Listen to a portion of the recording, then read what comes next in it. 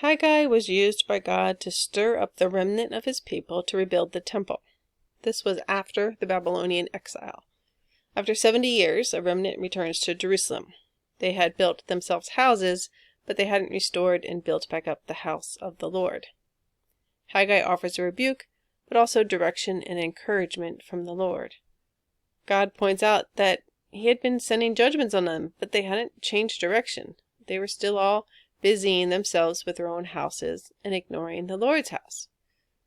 This chapter reminds me of what happens in churches. They busy themselves with their own houses and forget about the Lord's house.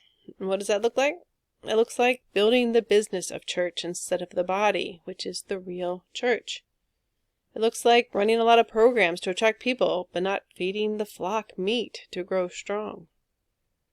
A judgment on them is that there was a drought of grain and new wine and oil.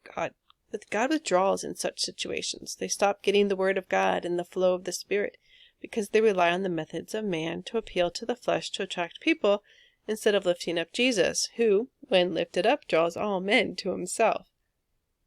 The result is a watered-down gospel, ear-tickling sermons, a lack of holiness, looking like the world. In effect, a lot of vomit-inducing lukewarmness. It's happened all over America as they figured out the church growth formula. And so they didn't need God to build the church. They could build their business. And the true church has suffered for it. But there is hope. They respond to God's prophet, and with the Lord's own presence and help, they start to build the Lord's house instead of their own.